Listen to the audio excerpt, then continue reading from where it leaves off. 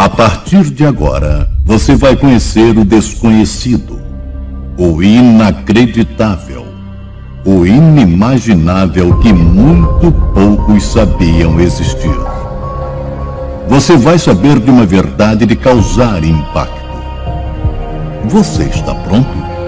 Se não, prepare-se.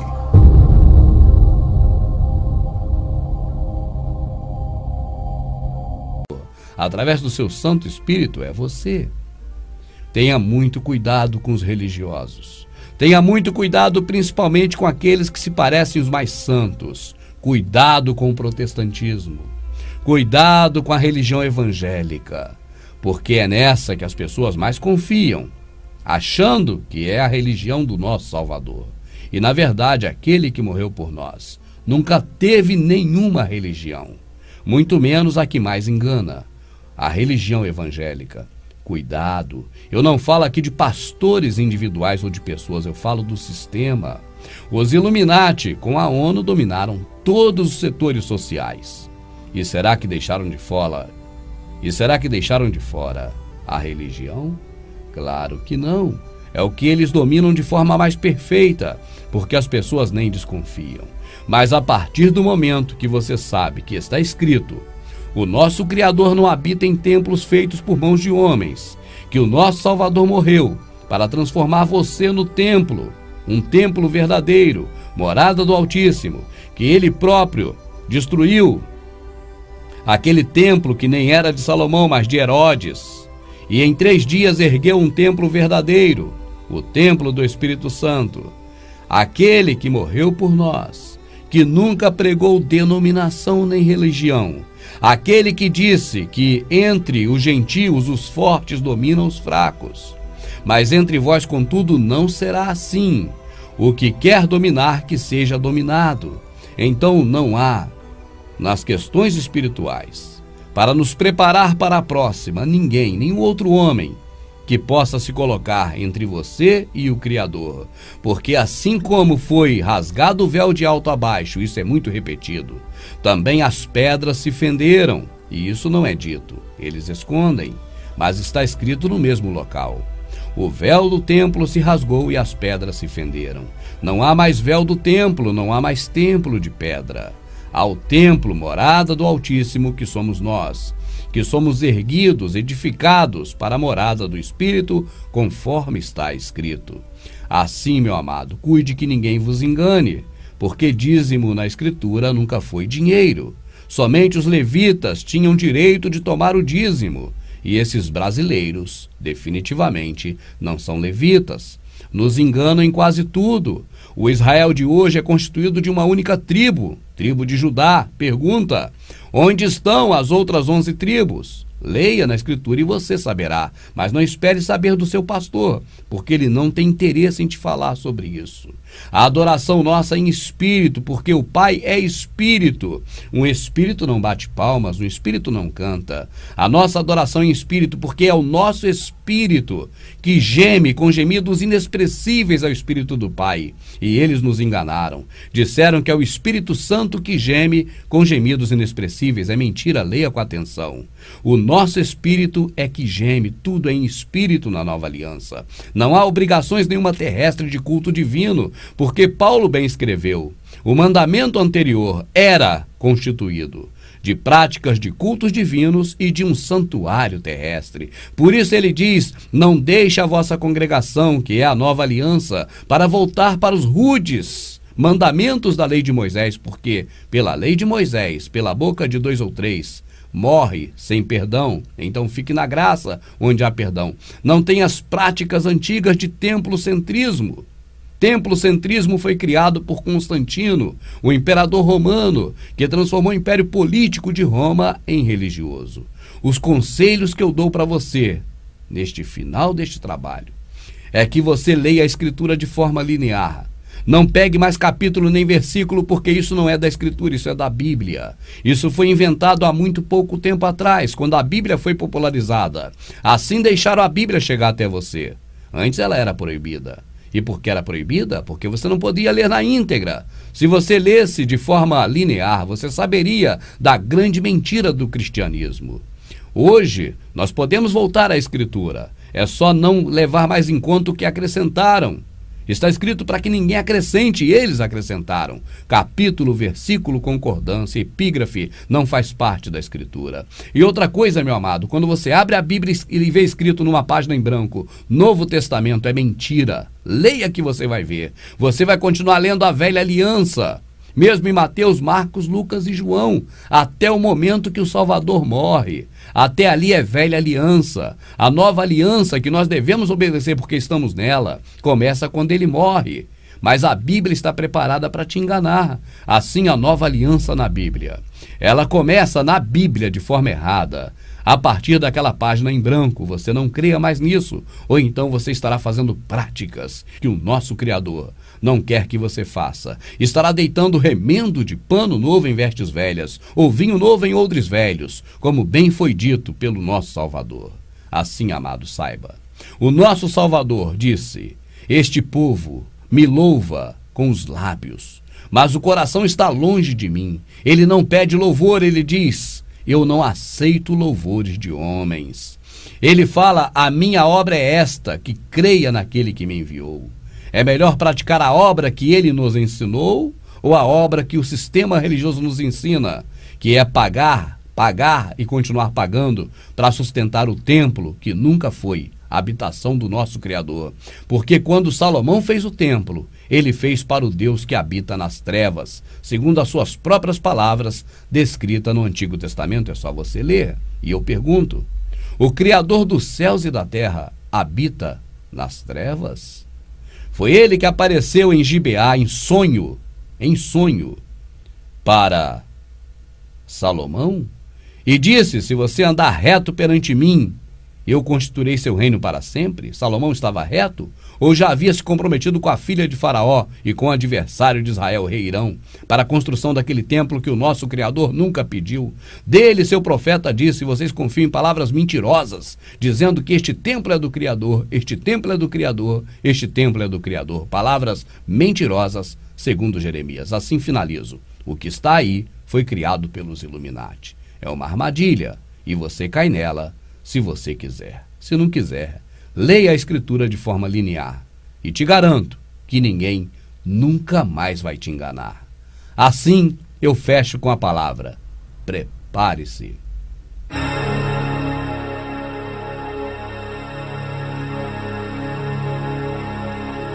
Da minha casa, o pastor inventa qualquer mentira, amada. Amada, bicho mentiroso, filho do diabo, é pastor evangélico. Corra dessa raça. Eles mentem de qualquer jeito para garantir, amada, aquela farsa que a cada dia mais cai por terra, como lemos em Oséias. Cada vez mais o bumbum da prostituta fica de fora. É a vergonha geral. Amada, eu mesmo me sinto envergonhado de ter ficado 16 anos naqueles locais. Isso prova que eu sou muito burro. Eu sou muito idiota. Eu tenho vergonha de ter sido tão burro e tão idiota. É vergonhoso, amada.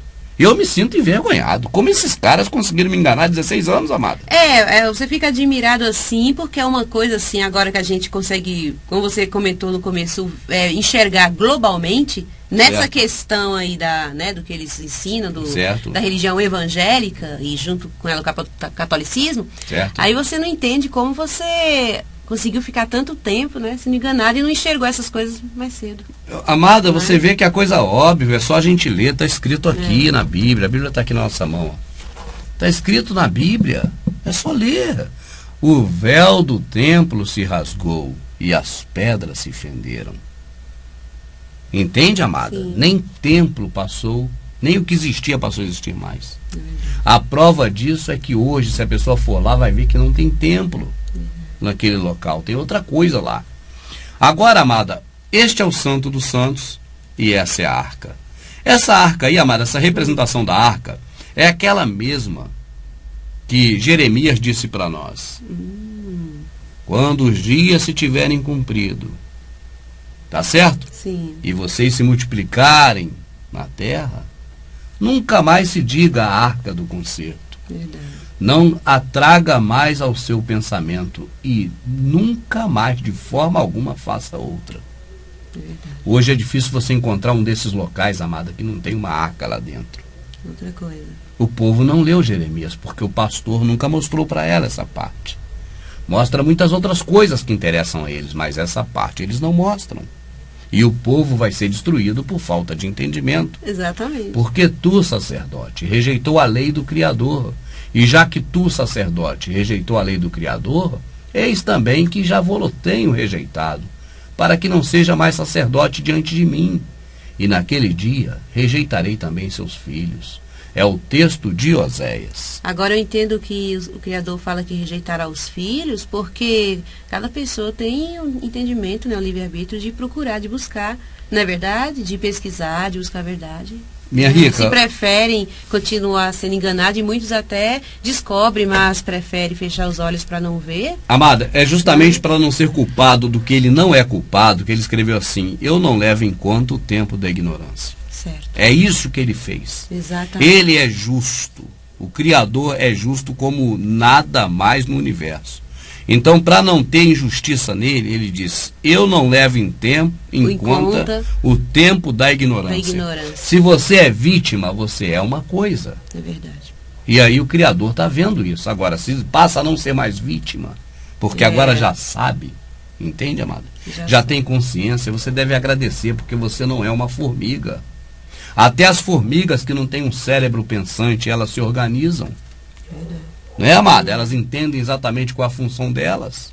E você não é uma formiga, você pensa. É um animal capaz de pensar. É um privilégio que o Criador só deu a nós, a raça humana. Esses homens que não querem que você pense, mas que você coma tudo sem pensar, corra desses caras. Esse é aquele passarinheiro. Pessoas ímpias. Ímpio, amada, não é quem não é crente, você deveria saber. Você aprendeu que ímpio é quem é crente, quem não é crente? Deveria saber, meu amado. Na Escritura, ímpio é quem não tem piedade, quem não tem amor ao próximo, entende? Quem não tem amor ao próximo é ímpio, porque não tem piedade. Essa é a palavra. E está escrito assim, amado: ímpios se acham no meio dos ímpios? Não. Entre o meu povo. Armam laços. Como passarinheiros, as suas gaiolas estão cheias, repletas de gente sendo enganada. E sabe o que mais ele fala lá? Você já leu? Eu já li, mas não me recordo. Os profetas profetizam mentiras. Os sacerdotes buscam dinheiro. E o meu povo assim deseja. Isso mesmo. Leia, amado, Jeremias. Tem muita coisa que eles não leem para você. Jeremias fala muito. Vamos em frente, amada? Vamos. Olha aí, essa é a representação, amada, da Arca da Aliança. Inclusive, neste desenho, eu creio que ele deve ter sido feito por alguém religioso, protestante. Pode ser. Porque essa arca nem existia mais na época do Templo de Herodes. Havia o local do altar, mas não havia ali. É você lembrar que já tinha sido perdida, é isso? A arca, quando Nabucodonosor levou tudo de lá, os objetos sagrados, né? Pronto. Entende, amada? A arca para ele não tinha valor nenhum, sei lá o que houve, sei que desapareceu. Por isso que na época de Jeremias ele disse para nem se lembrar mais dela e nunca mais fazer outra. Se essa existisse já depois de Jeremias no Templo de Salvador, já estava errado, segundo a palavra do Criador pela boca do seu profeta Jeremias. Seu profeta, exatamente. Uma visão de fora, e eu creio que aqui dá para a gente ver muito bem. Essas escadas que nós vemos aqui agora, amada, não são as escadas do templo. Não. São as escadas do pátio interior. Certo. Entende? É verdade. As escadas que dão acesso ao templo estão bem lá fora. Aqui nessas escadas, esteja certa que gentil não entrava. Tá certo? Aqui entraram, né? Talvez tenha até subido por essas escadas aqueles que Paulo introduziu, que eram filhos de judeu com grego. Com grego. Era meio grego, meio judeu, mas mesmo assim foram acusados de ser grego, não podia entrar, amada. Entende? Sim. Agora, depois do pátio interior, né, que dá acesso à nave, ó. Aqui atrás está a nave do templo, né? Sim. Essa é a nave. Esse é o templo realmente. O que as pessoas entendem como templo, né? Agora, claro que toda a área geral era o templo. Era o templo. Mas essa dali, a nave é que é considerado, vamos dizer assim, para entendimento, o que as pessoas visualizam como templo. Como templo. Salvador jamais entrou nessa nave. Só os sacerdotes entravam. Eles ficavam por aí. Amada, o Salvador correu do diabo? Não. Qual dia, em qual passagem do nosso Salvador correu? Assim, o diabo queria pegar ele, ó. Nenhuma. Nenhuma. Ele não correu. Mas dos sacerdotes? Correu. E ele também, além de correr, teve que se esconder. Teve que se esconder. Se ele tivesse dentro daquele templo vazio ali, que só tem uns cartiçais e mais uns negocinhos, como ele esconderia ali dentro? Tem lugar. Não dá. Ele escondeu no templo porque isso aí era um shopping center. Shopping. É. Um shopping center que você não tem por aí em qualquer lugar do mesmo tamanho, não, hein? Não é um top shopping da vida, não, hein? Entende, amado? É. Isso é um senhor shopping. Vamos em frente. Ah, tinha lojas aí, Rubens. Não estou falando isso, meu amado. Pô, entende? Eu já estou antecipando porque alguém do mal Sim. vai chegar certamente, né? Pode ser que chegue e fale, ei, você está falando que tinha lojas lá? Não. Não, eles vendiam incenso, vendiam tudo quanto tem ornamento religioso lá dentro. Mas não alugava setores para os outros, era só os sacerdotes. Sim. Fazendo shopping a gente entendeu. O shopping é porque é o local que todo mundo vai. O pessoal quer ir pro shopping, lá ia, ali era o bam, era ali. Certo. O pessoal ia tudo para ali, o pessoal de lá. Olha aí, ó. Aí, isso aqui, amado, é o altar do sacrifício, ó. Ah, sim. Tá vendo? Tá vendo. Esse altar aqui, amado, agora que tem uma coisa interessante que o povo deveria saber, amado. Ah. Não existe o altar em função do templo. É o templo em função do altar.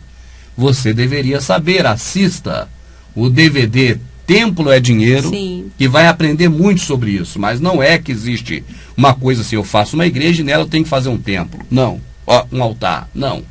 O começo foi assim. Existiam altares. E aí houve a necessidade de, em volta do altar, se cobrir. E virou o templo. Certo. Mas a maioria dos altares não era dentro do templo, era fora. Então, mais uma coisa que você deveria saber, meu amado. Porque a pessoa, amada, é tanta coisa que não sabe, minha rica, que vai passar muito despercebido ainda. Uhum. E eu não vou conseguir ter mente Sim. para lembrar de tudo que a pessoa não sabe. Mas você deveria saber, meu amado. O altar no templo antigo de Israel. É muito comum nas pregações o pregador do sistema religioso ele usar a palavra durante meia hora, falando para você sobre um assunto determinado, e usar a escritura apenas para testificar o que ele diz. Assim ele pode inventar a mentira que ele quiser, ou repetir a mentira que ele aprendeu com o curso de teologia, ou com o próprio sistema religioso, e ir mandando você a todo instante apenas conferir na escritura. Quando você vai conferir na escritura, e você vê exatamente como o pastor falou durante meia hora, você não tem mais dúvidas de que o pastor está falando a verdade. Por quê? Porque ele usou uma tática com você, uma tática psicológica da associação. Tá certo? Você vai associando uma coisa a outra. Assim, ele diz o tempo todo que você tem que respeitar o pastor, porque você tem que ter um pastor para você, ele tem que ser teu pastor e coisas desse tipo. Você tem que estar afiliado a uma congregação, a uma associação, a uma denominação, visitar um templo, você tem que ter uma vida religiosa, e vai falar um monte de coisas. Aí quando ele manda você ler, olha, irmão, sujeitai-vos aos vossos pastores. Aí você fala, é verdade, olha aí, está aqui, ó. Sujeitai-vos aos vossos pastores, está escrito, eu tenho que me sujeitar a ele. Por que que você vai ter essa visão? Porque ele falou muito tempo na sua cabeça. E agora quando você leu, você viu algo exatamente da forma que ele falou. Só que você está induzido ao erro. Por quê? Porque você está vendo o pastor que está na escritura do jeito que você conhece, pelo sistema religioso. Que, de uma forma bem propícia, né, a eles, se apoderaram desse título de pastor justamente para se confundir com o pastor que a escritura fala. Então você fala, quem é o pastor aqui? Pô, o pastor é esse moço, que é o moço da denominação aí, que fica fazendo culto, que fica pregando, ele é o pastor. E aqui está escrito, ó, obedecei, atentai, sujeitai aos vossos pastores, eu tenho que me sujeitar a ele, você não vai ter mais dúvida. E vai ficar cada vez mais preso ao sistema religioso, apenas lendo um trechinho, de acordo com o que eles te mandaram você ler, apenas para que a Bíblia venha a assinar embaixo o que eles estão falando. Ou seja, confirmar as palavras deles, tá certo? Mas você deve saber que o que está na Escritura não foi escrito por esses homens. Foi escrito por outros homens. E os homens que escreveram a Escritura, com a unção do Criador, e você não deve ter dúvida disso, quando colocaram este assunto na Escritura, Não falava bem, do jeito que esse pastor hoje fala 40 minutos na sua cabeça e manda você ler esse texto para poder confirmar o que ele está dizendo. Eu, por exemplo, prefiro ficar com a unção que estava sobre Paulo quando Paulo escreveu essa passagem. Eu vou pedir àquela qual minha alma ama para poder ler a passagem que eu estou falando sobre ela e que é muito usada nos templos para que os pastores digam que a existência deles tem respaldo da Escritura. Em Hebreus: lembrai vós dos vossos pastores, que vos falaram a palavra do Criador, a fé dos quais imitai, atentando para a sua maneira de viver. Essa é a passagem muito usada. Então, quando eles falam, olha, você tem aqui seu pastor, sou eu seu pastor. Você tem que me ajudar a administrar o templo, dando dinheiro aqui para poder continuar os trabalhos, fazer a obra, ir para a rua evangelizar, para trazer gente para cá, para ser mais membro aqui. Você tem que fazer tudo isso e você tem que me respeitar, porque está escrito, olha aí. Atentai para o pastor, essa coisa toda. Como é que é, amado? Lê de novo, por favor, que eu não guardo bem esse texto. Lembrai vós dos vossos pastores. Ah, tem que lembrar de mim, tem que me dar dinheiro, viu? Lembra de mim. Talvez até fale isso, né? Aí. Lembrai-vos dos vossos pastores, que vos falaram a palavra do Criador. Que vos falaram a palavra do Criador. A fé dos quais imitai. A fé dos quais imitai. Atentando para a sua maneira de viver. E você tem que estar atento à maneira dele viver também, tá certo? Se você for atentar para a maneira desses viverem, você vai ver que eles não têm amor ao próximo, que eles não dão nada para ninguém, só pedem, né? Só tira, o esquema deles é grana. Você vai se decepcionar, amado. Não é desse que Paulo está falando. Para que você não fique aqui comigo com as minhas palavras, falando para você 40 minutos, para você depois ir na Escritura só testificar o que eu estou falando, para mim não fazer como eles fazem, vamos ler? Vamos ler a Escritura? Vamos pegar bem mais antes. E atente para isso. Sempre que o pastor mandar você ler algum pedacinho da Escritura, você leia na Bíblia. Mas vá em casa e lê muito antes e lê depois também. Vai ler tudo, que a sua visão certamente será outra. Não será igual a que ele botou para você ver. Você não verá com os olhos que ele colocou na cara para ver, mas verá com os olhos que o Criador colocou em você e que pediu ou mandou os seus homens escreverem para você entender. Vamos na unção de Paulo. Ele escreveu essa carta aos hebreus porque os hebreus eram povos lá do Criador, era de Israel. Hebreu e Israel é a mesma coisa, vieram de Hebron. Então, o mesmo povo de Israel, as 12 tribos. E esse pessoal estava acostumado com a lei de Moisés há muito tempo. Então, Paulo precisou escrever para eles uma carta para explicar para eles como se comportar agora na graça. Paulo, que era o apóstolo dos gentios, pregou para os gentios, que somos nós, também escreveu uma carta para os hebreus. Vamos ler um trecho dela com a minha amada. Por favor, amadinha. Permaneça a caridade fraternal. Não vos esqueçais da hospitalidade, porque por ela alguns, não o sabendo, hospedaram anjos. O Paulo começa exortando nesse trecho as pessoas para que continuem na fraternidade, na caridade fraternal. O que é a caridade fraternal? É dar dinheiro para o Criador? Não, ele nunca pediu dinheiro. É a caridade, o favor de um irmão para o outro, sempre um auxiliando o outro como precisar. E ele dá um exemplo disso, ele fala, porque mesmo homens, sem saber, hospedaram anjos. Que homem hospedou anjo? Você lembra, amada? Ló. Ló, parabéns, a minha amada. O Ló hospedou anjos, e Ló não sabiam que eram anjos. Por que Ló hospedou anjos? Porque ele era caridoso. Ele fazia isso que Paulo está exortando os hebreus todos a fazerem, e por consequência, é claro, nós também podemos tirar bom proveito daí. Vamos em frente, amada? Lembrai vós dos presos, como se estivesses presos com eles, e dos maltratados, como sendo vós mesmos também no corpo.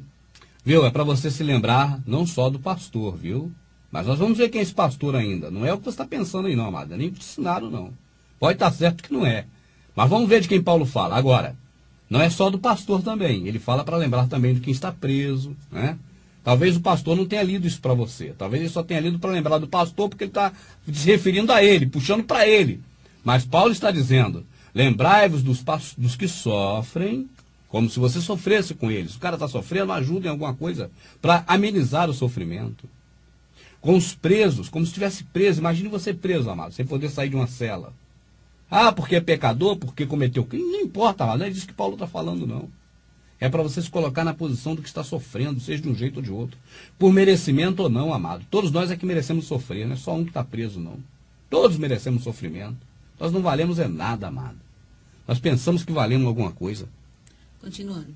Venerado seja entre todos o matrimônio e o leito sem mácula, porém aos que se dão à prostituição e aos adúlteros, o Criador os julgará. O Paulo aí agora para não dizer para você lembrar mais de um ou de outro, mas para você se lembrar, para que você mantenha um relacionamento sexual limpo e sem máculas, né, no lugar que dorme, na cama, vamos dizer assim. Não trair a pessoa que você ama. Porque se você trai quem você ama, você não tem amor nem ao que está mais próximo de você, quanto mais ao que está menos próximo. Se você não ama a tua mulher e a mulher não ama o marido e não respeita, vai respeitar qual outro próximo? Se ama o próximo, ama o marido, e o marido a esposa. E se ama, claro que não vai cometer esse tipo de abominação contra o nosso Criador. Sejam vossos costumes sem avareza, contentando-vos com o que tendes, porque ele disse, não te deixarei, nem te desampararei. O nosso Criador é a nossa dádiva que nós temos. Então, tudo mais que nós podemos ter na terra não é nada perante ele, porque ele é o máximo que nós temos. O que ele fez por nós, nos dando o seu filho, é o máximo que alguém poderia fazer por outro. Porque o filho nos resgatou não da vida terrena, mas da vida eterna. Na vida terrena tu vai morrer, tu vai sofrer, tu vai gemer, tu vai ficar doente. Isso é assim mesmo, são coisas da vida. Uma hora você ri, outra hora você chora. Mas muito maior do que isso é a glória, né? Viver eternamente, é a ressurreição. É o que Paulo sempre pregou. E assim, com confiança, ousemos dizer, o Criador é o meu ajudador, e não temerei o que me possa fazer o homem. Lembrai-vos dos vossos pastores, que vos falaram a palavra do Criador, a fé dos quais imitai, atentando para a sua maneira de viver. Veja bem, Paulo não está falando em denominação, está? Ele não está falando em clero religioso. Ele agora incluiu, junto com as demais orientações, também o pastor. Agora, atente bem para um detalhe. Eu quero que a minha amada repita um pedacinho aí dessa parte. Vai. Lembrai-vos dos vossos pastores, que vos falaram... Repete só o final. Que vos falaram a palavra... Ah, peraí. Quem são os pastores? Os que falam ou os que falaram? Repete aí, amadinha. Lembrai-vos dos vossos pastores, que vos falaram a palavra do Criador. Por que Paulo falou assim? Lembrai-vos dos vossos pastores. Quem são eles, Paulo? Os que vos falou. Você lembra deles? Os que vos falou a palavra do Salvador? Por que Paulo não disse assim? Lembrai-vos dos vossos pastores, os que vos fala. Eu disse aqui no vídeo passado, eu posso prender a Chiquinha para mim? Eu posso ficar ensinando a Chiquinha a vida toda? Pedindo dízimo, oferta até ela morrer, e ela sendo minha ovelha, ou minha discípula, que eu estou discipulando? Eu posso fazer isso? Isso tem amparo da Escritura? É só você ler outras cartas de Paulo, ler Atos dos Apóstolos e outras passagens que você vai ver que exatamente não tem amparo. É disso que Paulo está falando. Os pastores são todos aqueles que mostram para as ovelhas os pastos verdejantes. Mas ele não fica ali segurando as ovelhas, prendendo no aprisco, nada disso. Então, quando Paulo fala de pastores na Escritura, e algumas Bíblias trazem a palavra guias, outras trazem reis, ou seja, assim, governantes, né? Porque aí cada um coloca agora uma versão que mais se apropria ao que eles estão ensinando na mentira. Isso prova também que a Bíblia não é a palavra de Deus. Se fosse, não teria cada hora uma versão diferente, com um linguajar diferente. Em uma está pastores, outra está guias, a outra agora já está governantes, a mais moderna, e por aí vai, né? Mas veja bem, isso é só um detalhe. O que Paulo está falando é assim: lembrai-vos dos vossos pastores que vos falou, quem te ensinou as coisas do Criador. Não é quem te fica conduzindo, não é quem te manipula, não é quem tem você como ovelha no aprisco deles. Estes são os pastores que você conhece hoje. Mas essa classe de pastores não é essa que Paulo está falando. Não é desses. As características são outras. Aqueles que Paulo se refere não tinham templos, não construíram templos, não tinham denominações, não aprenderam junto com os cursos de teologia, não usavam de práticas a culto à mitra, não aprenderam com o sistema romano de dominar as pessoas, construir império religioso como Roma construiu. Tem várias características diferentes daqueles que ensinam da forma que Paulo ensinou a ensinar. Aqueles não havia entre eles hierarquias, aqueles conheciam a Escritura. Aqueles já viram Paulo ler antes e dizer, sabe o quê? Paulo falando assim, olha, só há um batismo, só há um Criador, só há um acima de vocês. Então vocês não fiquem um querendo tomar conta do outro. Ficai-vos cada um na vocação com as suas chamadas, porque ele mesmo deu uns para pastores, outros para mestres. Você vai ler, acho que é Hebreus ou Efésios, se eu não me engano, e vai ver Paulo falando sobre isso. O Salvador falou assim, olha, toda autoridade foi dada a mim. Toda autoridade foi dada a mim. Não existe mais autoridade entre a gente para as questões espirituais. Existe autoridade política, mas o Salvador não se referia a isso. Eles te enganam. Fala que o Salvador estava falando de autoridade política. Então, peraí. Então, o Salvador foi o autor da chacina de Hiroshima e Nagasaki? E a autoridade foi dada a ele. Foi a autoridade terrena que massacrou Hiroshima e Nagasaki. Ele foi autor da chacina que os Estados Unidos fez no World Trade Center. Dizer, sabe o quê? Paulo falando assim, olha, só há um batismo, só há um Criador, só há um acima de vocês. Então vocês não fiquem um querendo tomar conta do outro. Ficai-vos cada um na vocação com as suas chamados, porque ele mesmo deu uns para pastores, outros para mestres. Você vai ler, acho que é Hebreus ou Efésios, se eu não me engano, e vai ver Paulo falando sobre isso. O Salvador falou assim, olha, toda autoridade foi dada a mim. Toda autoridade foi dada a mim. Não existe mais autoridade entre a gente para as questões espirituais. Existe autoridade política, mas o Salvador não se referia a isso. Eles te enganam. Fala que o Salvador estava falando de autoridade política. Então, peraí. Então, o Salvador foi o autor da chacina de Hiroshima e Nagasaki? E a autoridade foi dada a ele. Foi a autoridade terrena que massacrou Hiroshima e Nagasaki. Ele foi autor da chacina que os Estados Unidos fez no World Trade Center? Ele foi autor da covardia de Pearl Harbor na Segunda Guerra? A autoridade é dele. Não, meu amado. Embora os cães gulosos te ensinem que a autoridade política foi dada ao Criador, o mundo jaz no maligno. Ele nem quer essa autoridade, o reino dele não é desse mundo. A autoridade que foi dada a ele, toda a autoridade que foi dada a ele, é a autoridade espiritual. Não há ninguém acima de você, além do Criador. Só ele, não tem outro. A Escritura diz assim, porquanto só há um mediador entre o Criador e o homem, o Salvador, homem. Leia bem, está escrito o Salvador, homem, para você ver que não precisa de outro homem. Então, toda vez que um cão guloso falar para você que está na Escritura que ele tem respaldo, você lê atentamente que você vai chegar a essa conclusão. Agora, eu não vou parar por aqui não, eles mandam parar, mas eu vou em frente. Porque lá na frente, neste mesmo capítulo deles, você vai ver Paulo falando que o nosso pastor não é eles, mas é o Salvador. Olha lá. Vamos seguir. Lembrai-vos dos vossos pastores que vos falaram a palavra do Criador. E que não são esses cães gulosos que estão aí. Esses aí seguem a Mitra, seguem a Constantino. Eles têm práticas que não são igual daqueles que Paulo se refere. Os pastores que apenas falam para a pessoa para despertamento e daí em diante o próprio Espírito Santo é que ensina porque assim está escrito. A fé dos quais imitai, atentando para a sua maneira de viver. Como é que eu vou atentar para a maneira de viver desses homens hoje? Eu posso atentar para a maneira deles viver para me seguir? Como é que eu vou fazer isso? Não tem como. O Salvador é o mesmo ontem, hoje e eternamente. Não vos deixeis levar em redor por doutrinas várias e estranhas, porque bom é que o coração se fortifique com graça, e não com manjares, que de nada aproveitam aos que a eles se entregaram. De que manjares é esse que ele está falando? Das oblações, das coisas da velha aliança. Entende? De altar. O nosso altar é o Salvador.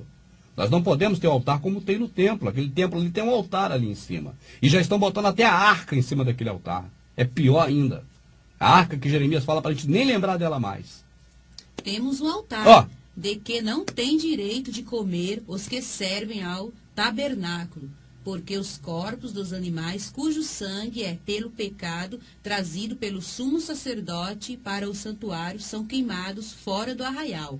E por isso também o Salvador, para santificar o povo, pelo seu próprio sangue, padeceu fora da porta. Agora pede o seu pastor para te explicar isso. Vê o que ele vai ter que inventar de mentira para ele te explicar isso. Porque se ele for falar a verdade, ele joga ele por terra. O que Paulo está falando aí? Parece um mistério, não parece, amado? Parece algo assim do outro mundo que a gente não compreende. Paulo está dizendo coisa simples, meu amado. Paulo está falando para você, para obedecer, para você atentar para o modo de andar daqueles que te falaram a palavra, tá certo? Está falando, lê logo depois, amada, porque fugiu aqui o pensamento. Porque os corpos dos animais... Não, antes. Temos altar, de que não tem direito de comer os que servem ao tabernáculo. Temos um altar, este é o Salvador, o que morreu de verdade por nós, que é o único acima de nós, entre nós e o Criador. Não tem outro para poder ficar te guiando. entende? E não tem direito de participar deste altar o que serve aos tabernáculos, quem visita templo.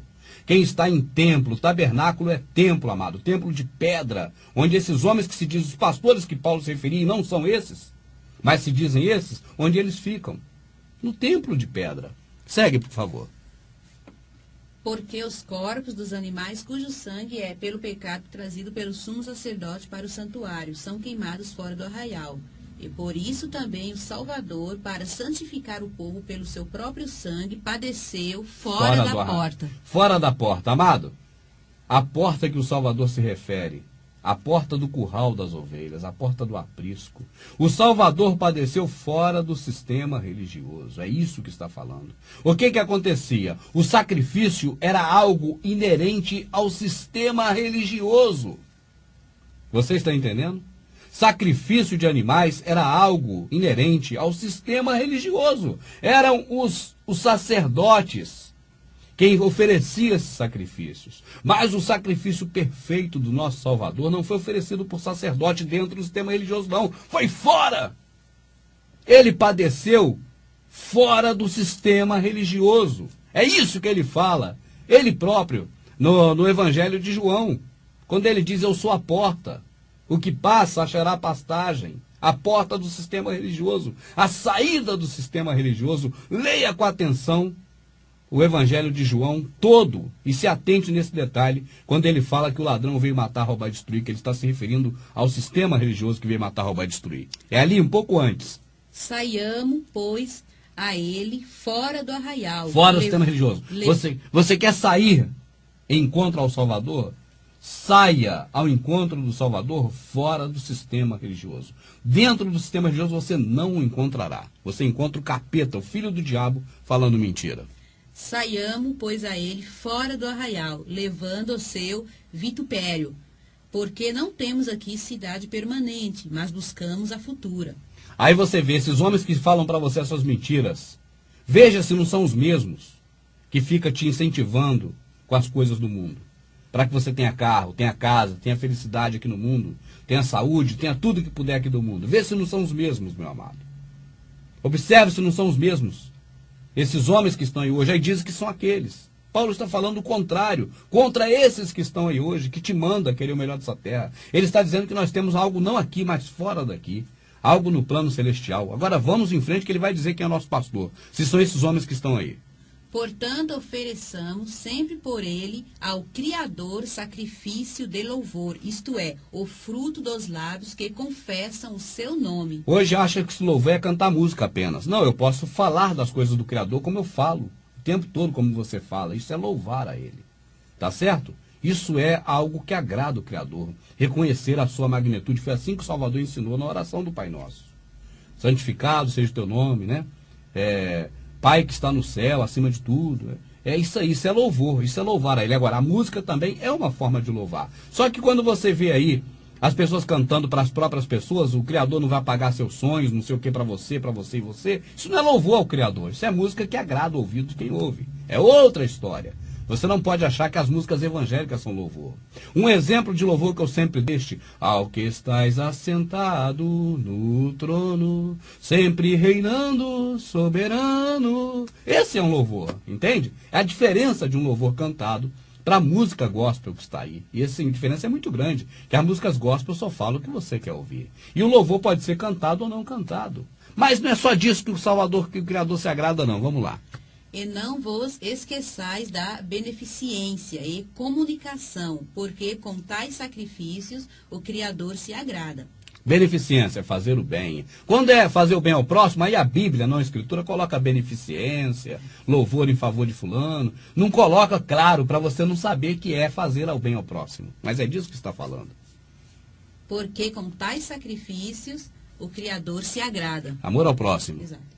Obedecei a vossos pastores, e sujeitai-vos a eles, porque velam por vossas almas, como aqueles que hão de dar conta delas, para que o façam com alegria, e não gemendo, porque isso não vos será útil. Agora você vê, será que Paulo está falando desses homens hoje do sistema religioso?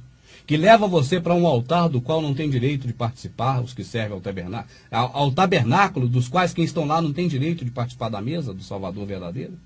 Será que é desses que Paulo fala? Será que ele está falando desses homens diretores hoje de apriscos? Esses carcereiros de aprisco, que eu chamo de apacentadores de porcos? Porque, na verdade, quando o diabo vem, eles fogem, né? Só quer saber das gorduras e da lã. Quando a ovelha tem algum problema, eles lavam as mãos, igual Pilatos. Ou até atrapalha mais ainda para jogar a pessoa no laço do diabo. Aí a pessoa se revolta com aquele cara e aí larga tudo e vai para a mão do capeta. Será que é desses que Paulo está falando?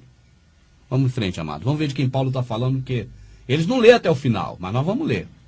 Orai por nós. Peraí, só um momento, perdão, amado. Não é até o final, não, até mais à frente. Mas você pode ler enquanto quiser, que você vai ver.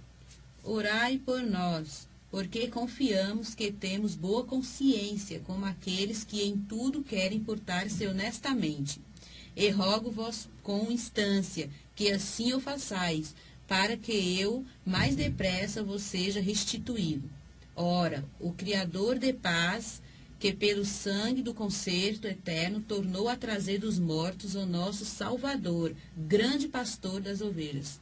Quem é o grande pastor das ovelhas? O Salvador. Agora você observou, amada, que tem uma epígrafe por aí? Sim.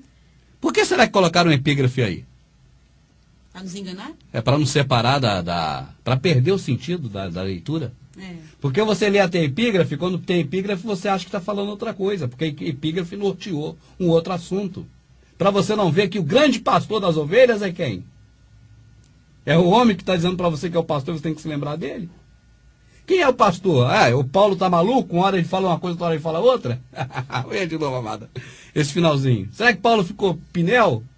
Ora, o Criador de paz, que pelo sangue do concerto eterno tornou a trazer dos mortos o nosso Salvador, o grande pastor das ovelhas. O pastor das ovelhas de verdade, amado, é o Salvador. Nós somos pastores de ovelhas aqui na terra, falando das coisas do Criador até a pessoa conhecer. Até que não seja mais menino na fé e não seja levado por ventos de doutrina. É isso que Paulo fala, entende?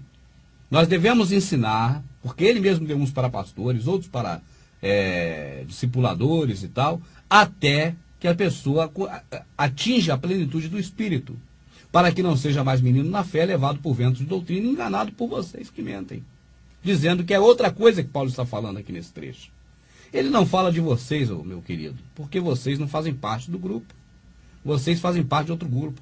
Vocês comemoram aniversário, vocês comemoram Natal, vocês jejuam, que o Salvador falou que não pode jejuar, está escrito em Marcos, não pode. Vocês fazem cantatas de Natal, comemorando Deus Sol. Vocês têm o domingo como dia do Deus Sol. Vocês erguem templo que o Salvador derrubou o único que existia. Conheci. Vocês participam da ceia mitraica, do sangue e do vinho, do sangue da carne do touro que Mitra matou. Você participa de muitas coisas que o Salvador condena no seu sistema religioso. Tá certo? Então não é de você que Paulo está falando, definitivamente, porque você não faz parte desse grupo. Você faz parte de outro grupo, não desse. Infelizmente, você faz parte daquele grupo que o Salvador disse assim: cães me rodearam. Uma congregação de malfeitores se ajuntaram em mim, transpassaram minhas mãos e meus pés. Infelizmente, mas eu espero que você deixe de ser um apacentador de porcos e passe sim a falar a verdade, a seguir, a trilhar os caminhos que o Criador nos mandou trilhar. O caminho que é segundo o quê? O templocentrismo? Não. O caminho que é segundo a religiosidade? Não. O caminho que é segundo a caridade, o amor ao próximo. Act a fool on it like people have other messages that God has given down through the years. No, sir, we're going to walk on this one right down the middle of the road, and we're going to be word people, and we're going to stay word people, and we're going to be wealthy word people in the things of God. And when you're wealthy in God, you're content all the time. All the time. Somebody said, oh, I didn't come here because I want to hear about money. I came here because I need some peace. Well, honey, you need some money or you ain't going to never know no peace. So tonight, I want to talk to you about the relationship between money and peace. Because I've heard people say, it's not about money, it's about peace, and it's about joy, and it's about love. It's about money. You understand what I'm saying? Y'all better obey the prophet, and you will reap the prophet's reward. My prophet is rich, and I'm going to be rich too.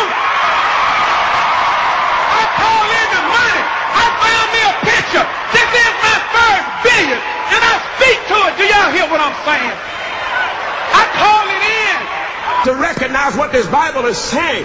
God is trying to put glorious material wealth and blessings into our hands, and he's going to do it by way of the anointing. I did not come here to preach this message to you to see what I can get out of you. I didn't come here to get anything from you. I'm already wealthy. I'm loaded. I got more than enough.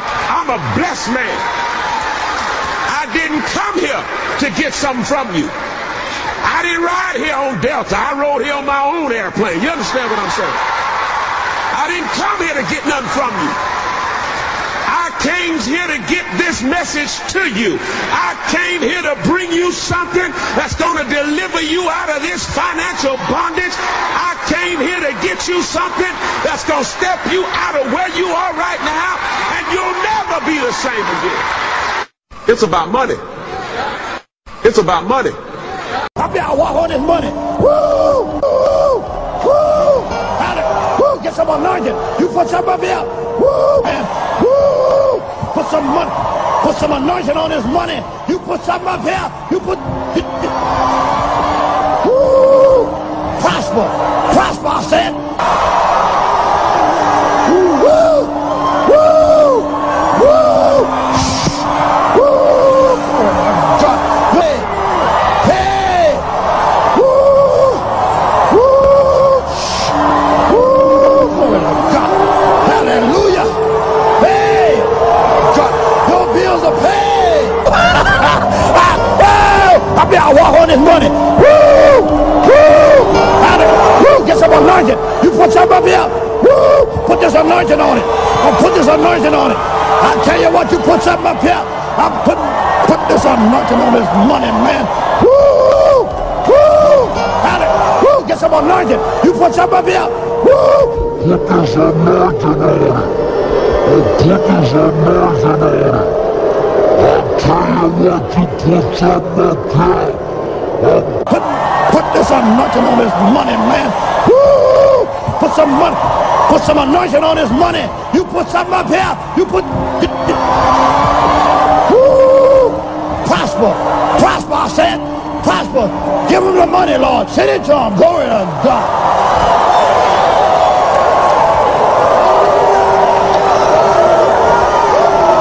I place my anointing on this money. Your bills are paid. Woo! Woo! Woo! Woo! God, your bills are paid. Paid. Woo! Woo! Woo! Glory to God. Hallelujah. Hey! God, your bills are paid.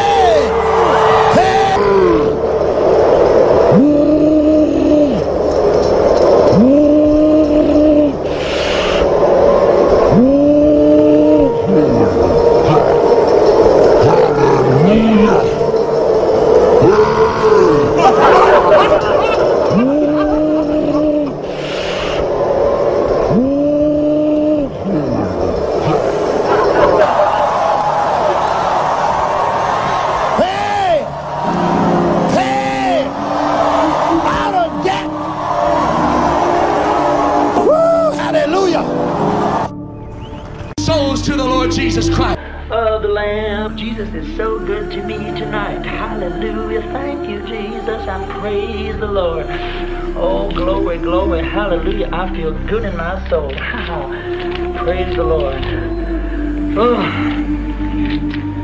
sure isn't as heavy as it used to be, though, in the old days. Wow.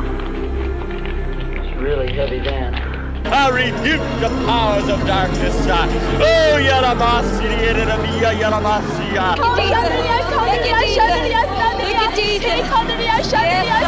See those 120 people as they make their way up into the upper room. Oh, hallelujah. They shut the windows.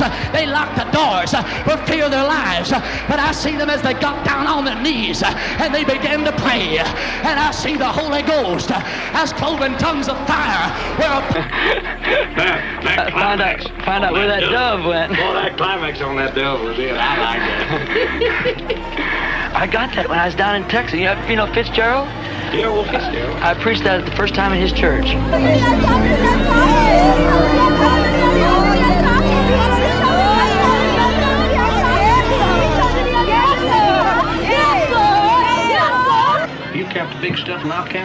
Okay. You gonna trust me? Oh, I think I'll trust you. Okay. 20. 15.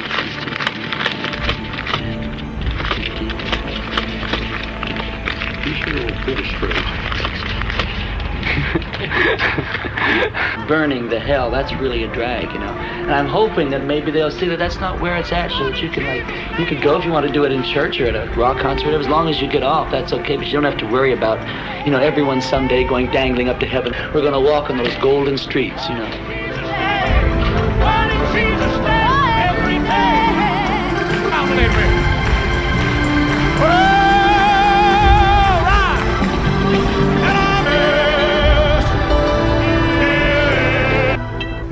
My, I can just see Jesus on his way up. Hallelujah. Going up into the sky. I'm going. Come on and praise God for your freedom. You're not bound, you're free. You're not bound, you're free. Come on, Joe. Bend that leg in Jesus' name. Step out. Step out in the name of Jesus. Step out in the name of Jesus. Step out in the name of Jesus. Lift that leg up and loosen. Get loosened by the power of the Holy Ghost.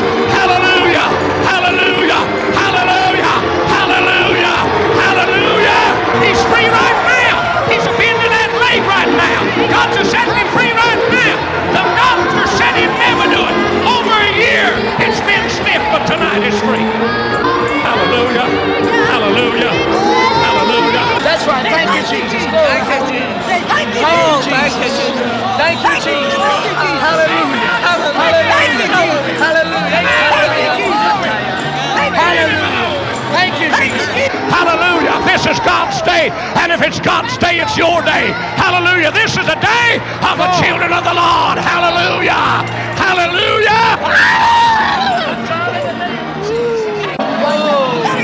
Right now. Brother, say Jesus.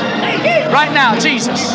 Say Jesus. Say it again, Jesus. Rock singer, because I enjoy, you know, moving on stage, working a microphone, and I've watched certain rock performers perform, and a lot of things I do, you know, I've copied off of them or as a business. This is a general love offering, expense offering for the Lighthouse Church budget. We do have a heavy budget, and we don't use God's money for foolishness. We just don't. A lady who hasn't seen me in 25 years wrote me a letter and said, Sister Taylor, I have promised God I'm giving Allie Taylor a whole acre of commercial property right on the highway 20 miles from Tampa, right close to the Sun City, St. Petersburg. I'm going to give you a chance because the Lord's been talking to me to prove God this morning again. I have some slips made out, and it says, help me prove God for these blessings. Now, these are not for everybody. These are for a special few. These are for people that are going to sacrifice maybe some bills they need to pay. Or maybe it's that dress they needed to buy. Or maybe it's that fall coat that you've been laying away a little money on. But this morning you feel like it's time for you to prove God and make a sacrifice. Don't you come up here for this unless you've made a sacrifice.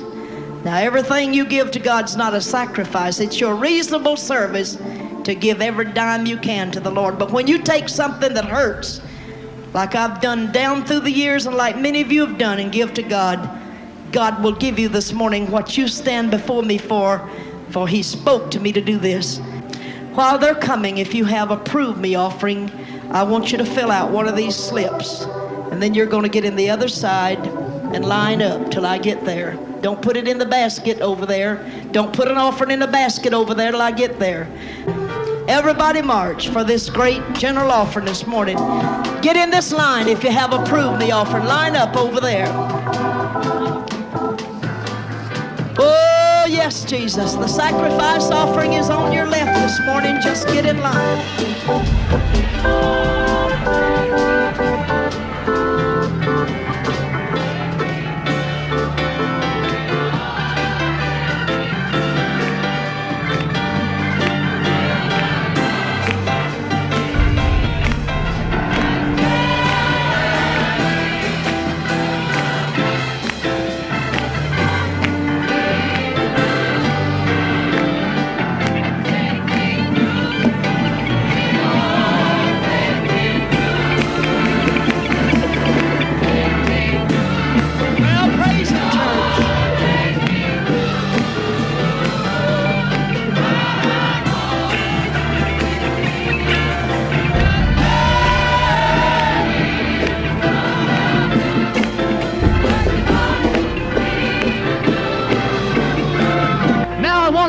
some questions. And if the answer is, yes, he can, I want you to yell it back at me as loud as you can. Let's try it one time. Let me hear you say, yes, he can. Oh, you can say it better than that. Say it again. All right, listen to the question now. Can God deliver a dope addict? Can God deliver an alcoholic? Can God deliver a homosexual? Can God heal the sick? Can God deliver now? Say it again. Say now. Lift up your hands and praise Him. Hallelujah.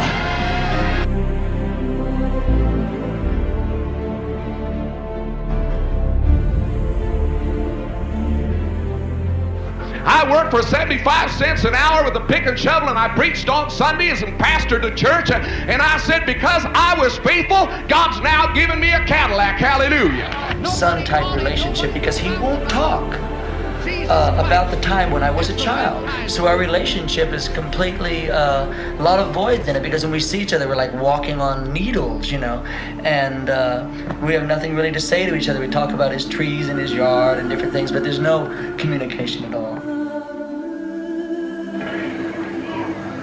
If I were God, I would send every man, woman, boy or girl, pastor, preacher, every person who professed salvation but yet didn't have a burning desire to win souls, I would send them to hell.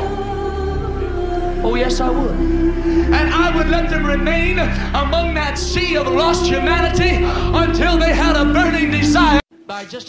Tudo isso é um grande negócio. E você consegue encher igrejas com agenda cheia de convites para pregar, com um golpe, uma armação, que os evangelistas chamam de ministério. Isso é incrível.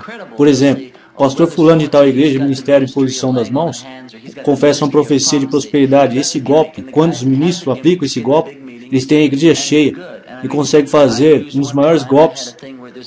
Eu comprei uma tinta especial e coloquei na minha testa, e o suor começou a se misturar com a tinta e ficou vermelho. E eu pintei um formato de uma cruz. Enquanto eu estava pregando, a cruz começou a aparecer e as pessoas começaram a notar a cruz. A tinta logo foi embora, não durou muito o efeito e não me lembro muito bem, mas o resultado disso foi a maior multidão de crentes que eu já tive, porque eles viram a cruz e diziam: irmão, Marjo, apareceu uma cruz na sua testa enquanto você pregava. Isso foi o suficiente para conseguir mais fiéis. Parecia bem real e foi muito fácil de enganá-los. Foi fácil pedir mais oferta e coletar dinheiro. Você que escuta a minha voz nessa noite, eu sei que tem algumas mulheres, eu sei que tem $10 e que guardou esses 10, mas Deus falou no meu coração agora para pedir para você pegar esse dinheiro e enviar para mim pelo correio. Deus vai te abençoar se você enviar esse dinheiro para mim. Deus te dará muito mais, te dará você nunca teve antes.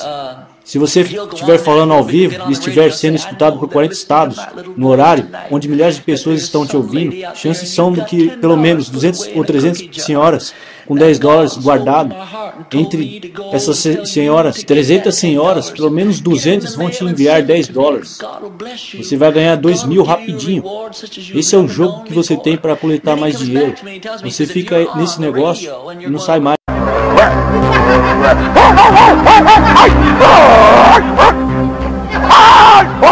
Así debemos de agarrarnos del Señor. ¡Fuerte! ¡Ay! ¡Oh, oh!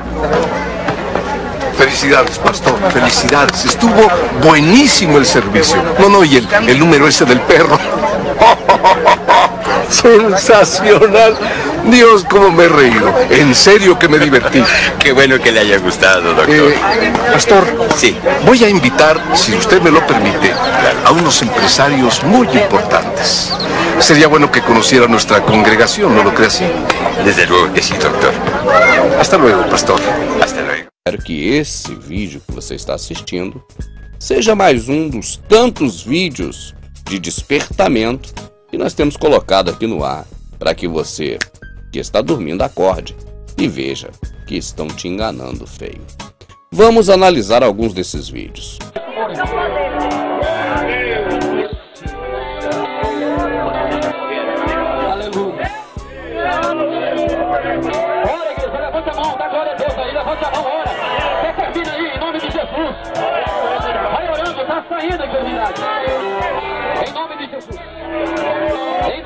Jesus. Olha, igreja. Olha para a mão do pastor aqui. O sangue está saindo da cabeça dela.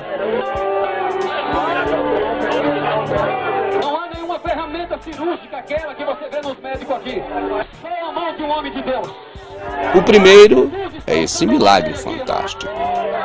Um milagre digno de um Mr. M, digno do Mandrake, porque é, na verdade, um grande truque. Um truque de circo. Essa mulher aparentemente estaria com um tumor no cérebro. E esse médium, ou pastor, ou não sei o que chamá-lo, porque também no meio espírita já apareceram aí os doutores Fritz da vida, né? E pelo menos quando nós víamos o Dr. Fritz na Rede Manchete antigamente, aparecia realmente ele abrindo as pessoas.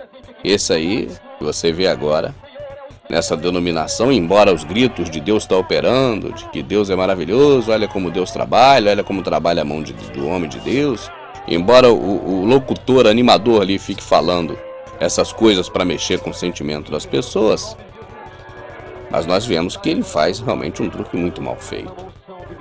Mostra-se claramente que ele já traz ali escondido pedaços talvez de galinha, fígado de galinha, alguma coisa de algum animal, e começa a manipular com a sua mão, sempre ocultando o local exato onde está o efeito do truque ali, os pedaços de órgãos, né, de algum animal com sangue. Inclusive a testa da mulher, você olha que está limpa. Daqui a pouco ele coloca uma casquinha de talvez um pedaço de fígado ali em cima, com sangue, e agora ele vai espremer aquele pedacinho de fígado que ele mesmo colocou ali, e agora já fica limpinha a testa da senhora de novo. Então é um truque até muito mal feito, vamos dizer assim. Mas as pessoas acreditam, porque as pessoas estão em transe e precisam acordar para ver que na verdade é apenas uma grande ilusão. Me postro ante ti. ¿Cómo se llama? Stephanie. ¿Es la única que tiene? Sí. Por ahora. Por ahora.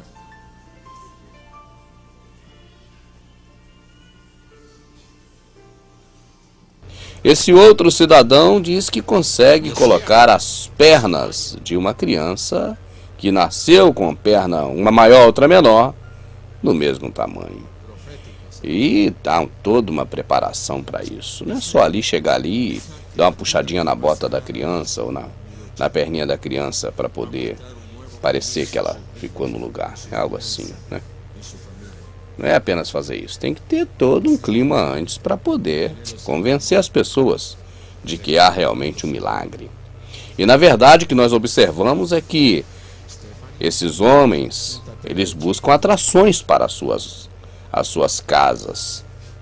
E quanto mais atrações tiver, mais gente com certeza estará também comparecendo no local em busca dessas atrações. E mais gente no aprisco significa mais gordura, mais lã, e é disso que eles estão atrás.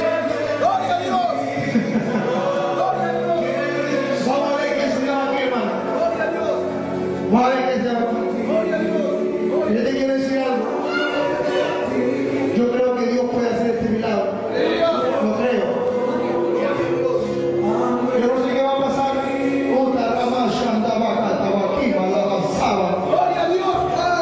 Mira, Padre, esta noche la vergüenza de Dios. Esse grande homem de Deus, ele faz um truque que você pode fazer na sua casa. Esse é o mais simples de todos. Ele coloca a mão assim, e aqui ele vai chegar no lugar, chegou, é um milagre, é um milagre. É muita palhaçada, meu amado. Mas as pessoas estão em transe tão profundo, tem que fazer um assim, para acordar. O transe é tão profundo, a receptividade da pessoa, ela está tão preparada, a pessoa está tão receptível. E qualquer coisa que não engana uma criança de 1 ano de idade hoje acaba enganando essas pessoas, porque elas estão bastante receptivas ao ilusionismo. Isso não é nem aquela questão de hipnotismo. O hipnotismo vai muito além disso. Isso é apenas um condicionamento alienatório das pessoas. As pessoas estão alienadas, realmente muito alienadas, extremamente alienadas, prontas a acreditar em qualquer coisa. E você veja, quanto mais religiosa é a pessoa, quanto mais enfiada nesses lugares a pessoa está, pior é. Porque a pessoa fica mais suscetível, a pessoa fica mais pronta, mais receptiva para acreditar nesses números de circo que estão ocorrendo. 1, 2, 3. Graças. É bem verdade que esses milagreiros estrangeiros, esses latinos, eles estão fazendo escola. E os brasileiros estão aprendendo também métodos de fazer ilusionismo, fazendo esse circo todo e tentando dessa forma também tirar algumas semíramis das pessoas. Eu, abrindo um parênteses aqui, eu vi quando o Senhor, escrito nos evangelhos, ele pegou uma moedinha e o Salvador falou assim: de quem é a esfinge? De quem é a cara? Não é de César. Então dá a César o que é de César e dá a Deus o que é de Deus. O dinheiro, o Salvador disse que é para dar a César e não a Deus. Mas nesses lugares que esses homens dizem que é casa de Deus, eles só pedem o que é de César. O dinheiro foi fabricado pelo homem. O dinheiro é do homem. O homem fabricou o dinheiro. De Deus são as coisas que o homem não fabrica. O ar que você respira, o homem não fabrica. A comida que você come, que a terra dá, essa o homem não fabrica. Essa é Deus que fabrica. O louvor que você pode dar a Deus, a obediência que você pode dar a Deus, o homem não fabrica. É infabricável pelo homem. Isso não é do homem, é de Deus. Então devemos dar a Deus o que é de Deus e dar ao homem. Pagar as dívidas, comprar as coisas, pagar impostos, fazer o que for, mas dar isso aqui para o homem e não para Deus. Mas nesses lugares o povo está tão dormindo, o povo está tão alienado, que não percebe que o Salvador falou o contrário. Falou para dar dinheiro para o sistema e para Deus o que é de Deus e não o que é do sistema. E é por isso que eles buscam lotar esses locais, para poder tirar cada vez mais semíramis. E vale tudo nisso. Inclusive, volto a dizer, a escola latina, ela tem feito aí vários novos artistas de circo, vários novos mágicos, nesses locais. Esse, por exemplo, que você assiste agora é muito óbvio. Olha como esse rapaz já sabe exatamente o que ele vai fazer. Na verdade, antes dessa gravação, antes desse show, se é que foi no horário de um trabalho religioso, demonstra claramente esse vídeo que isso foi muito bem ensaiado. Porque o rapaz de calça comprida, ele nem pergunta: quer ser um líder religioso? Quer montar um negócio bastante rentável? Então assista esses próximos minutos.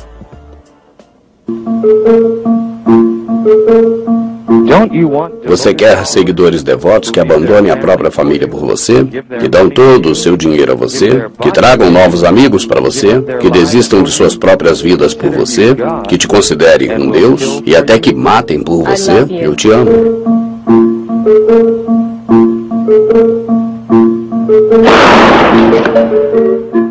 Não seria bom você se tornar um líder religioso? Desde que o Salvador foi assassinado, há uma vaga aberta. Você pode preenchê-la hoje. Faça assim. Use a ilusão. Não diga de verdade quem você é. Minta, omita informação importante ou distorça informações. Você quer recrutar-me? Não, eu só tento compartilhar algo interessante para você. Crie grupos de fachada. Somos evangelistas. Somos do grupo jovem da igreja. Sou do grupo de louvor. Sou do círculo de oração. Eu sou do grupo de coreografia. Sou professor da escola dominical. Prometa cumprir os seus sonhos. Você não deseja um mundo de amor incondicional e fraterno? Somos detentores dos segredos de desenvolvimento pessoal. Você pode se juntar a nós e ser especial também. Podemos ensinar-te os poderes especiais. Poder pessoal, poder psíquico. Teste a ligação vital. Ofereça-lhe algo gratuitamente. Faça-os sentir-se obrigados a retribuírem. Venha buscar seu sabonete ungido para lavar a alma. Você pode dizer que o tempo está se acabando e que uma decisão deve ser tomada imediatamente. Esta é a sua última oportunidade, não desperdice. É importante você aceitar esse compromisso agora. Não lhes dê tempo para pensar. Diminua a possibilidade de dúvidas, mantendo os novos convertidos separados. Rodeie-os de verdadeiros crentes felizes, e assim na dúvida vão observar e vão acreditar ser isso coisa comum. Comece com um prolongado bombardeio de amor. Rodeie-os de amor incondicional e de atenção. A membresia deve mostrar-se afetuosa e interessada. Obtenha informações e faça uma lista de suas fraquezas. Fale sobre você. Faça um teste de personalidade. Ou apenas use o Orkut. E depois use essa informação para manipulá-los. Gradualmente você poderá mudar o comportamento dos seus recrutas, cedendo ou retendo esse amor e atenção. Vai freando o amor aos poucos e lentamente comece com suas exigências. E a mensagem seja: nada neste mundo é valoroso, a não ser que esteja ligado com nosso líder ou com o propósito final. Controle seu comportamento. Vem viver conosco, vista essas roupas, coma esta comida, use nosso cartão de crédito.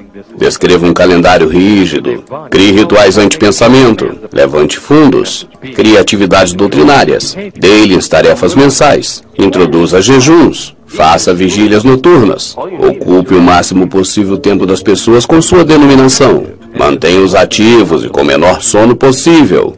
E se possível for, restrinja também seus hábitos alimentares. Receite alimentos com poucas proteínas. Controle seus pensamentos.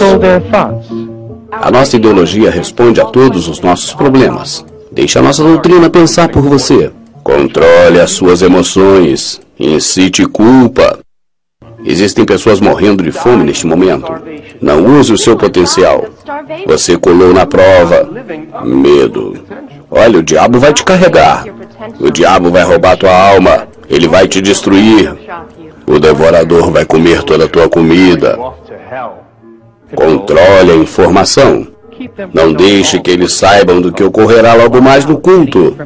Bloqueie qualquer informação crítica, até mesmo a sua membresia.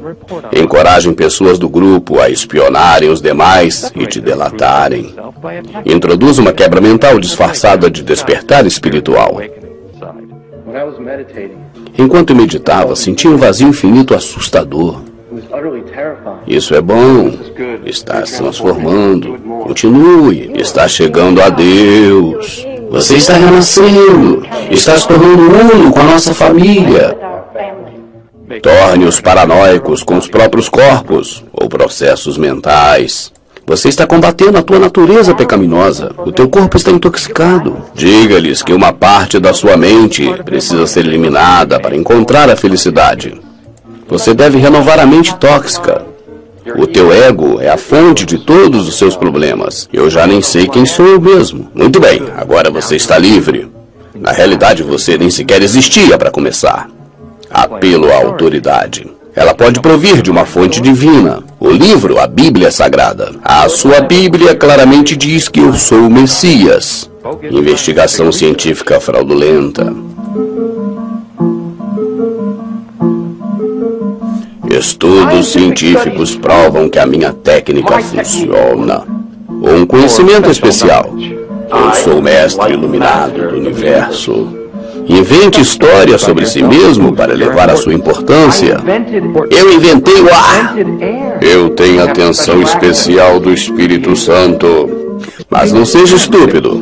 Comece devagar. Um bom charlatão toma um pouco de verdade e muita mentira. Isso coloca cisco nos olhos dos ignorantes incautos. Induz a estados de transe e auto-hipnose. Pratique rituais anti-pensamento e atos repetitivos. A dança é uma delas. Rodando. Cantando. Não tenha dúvida, não tenha dúvida, não tenha dúvida. Faça prolongados períodos de orações. Nesses estados de transe, são mais receptivos e sugestionáveis. Faça-os regredir até a dependência infantil e a obediência cega. Incentive a separação de suas famílias. Os teus amigos e a tua família provavelmente não compreenderão você. Os teus amigos e a tua família provavelmente não compreenderão você. Talvez seja preciso afastar-se da sua família. Se você não consegue recrutar os seus amigos, afasta-se deles. Pare de perder tempo com incrédulos. Pare de perder tempo com incrédulos. Encoraje a dependência e o conformismo. Desencoraje a autonomia pessoal de cada um. O propósito pessoal de cada um deve ser subordinado. O propósito de todos deve ser o alvo. O propósito pessoal deve ser subordinado. Faça a prática de regressão, onde eles próprios demonizem seu passado. Agora apenas apreciarão a sua vida com o grupo. Reescrevam o passado como horrível, mesmo que tenha sido ótimo. Antes de eu me converter, eu era uma pessoa má. Eu era ganancioso, cego, egocêntrico e perdido. A minha vida agora é maravilhosa. Eu odeio a minha vida anterior.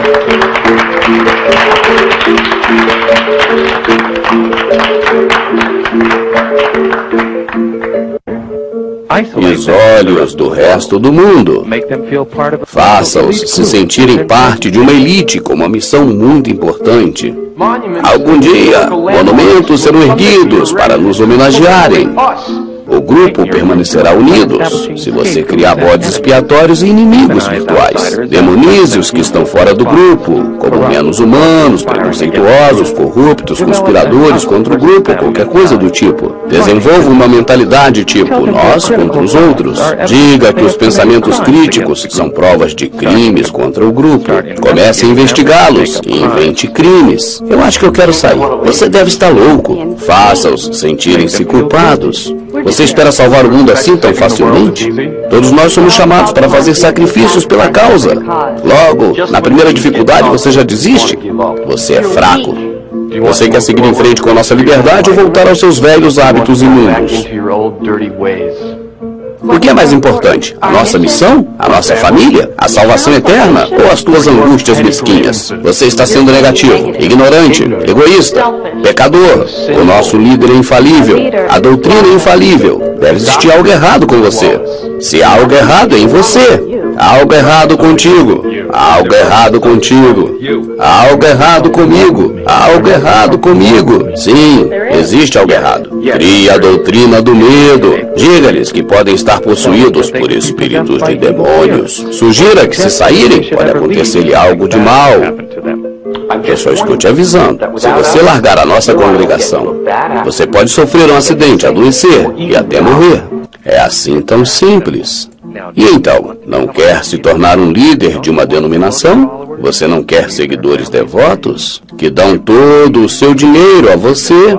Que tragam novos amigos? Também para você? Que desistem das suas próprias vidas por você e que até matam por você? Farei o que meu líder disser pela causa. Abandonarei a minha família pela causa. Darei o meu dinheiro para a minha denominação. Trarei outros amigos para esta causa. Eu morrerei pela minha denominação. Eu matarei. Eu te amo.